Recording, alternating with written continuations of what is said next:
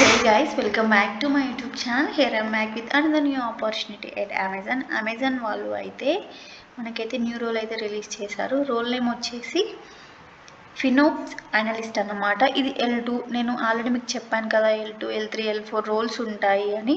So ఇది coming to L2 role అన్నమాట. ఇది అయితే ఫ్రెషర్స్కి, ఈ ఆపర్చునిటీ అయితే ఫ్రెషర్స్కి.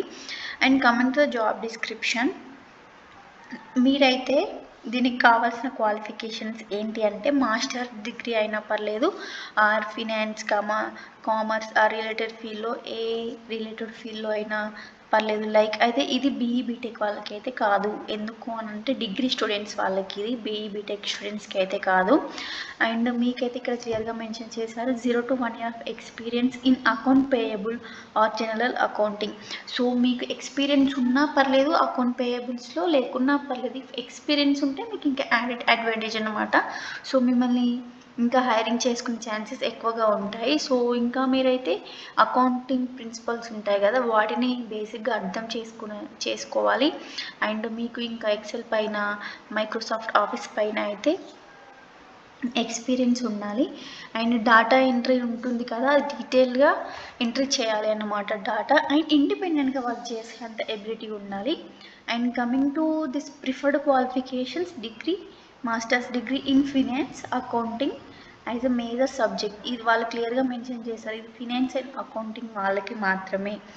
అండ్ మీకు ఇంకా ఒరాకిల్ ఫినాన్షియల్స్లో ఎక్స్పీరియన్స్ ఉండాలి.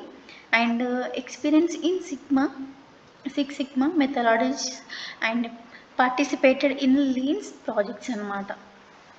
సో ఇదైతే చెప్తున్నారు. ఇంకా మీకు అవుట్లుక్ పైన, వర్డ్, ఎక్సెల్ ఇవన్నిట్ల పైన ఎక్స్పీరియన్స్ అయితే ఉండాలి. కమ్యూనికేషన్ స్కిల్స్ ఉండాలి, రిటర్న్ అండ్ వర్బల్లో. టైపింగ్ స్కిల్స్ కూడా ఉండాలి, 25 to 30 వర్డ్ పర్ మినిట్ అన్నమాట, విత్ 90% అక్యురసీ. సో ఇంకా మీకైతే దీనికి ఇది ఆల్రెడీ క్లియర్గా మెన్షన్ చేశారు ఫ్రెషర్స్ అని. అండ్ ఇంకా ఎవరికైనా 6 months to 3 years of experience ఫినోప్స్లో ఉంటే ఇంకా మీకు బెటర్ అడ్వాంటేజ్ అన్నమాట.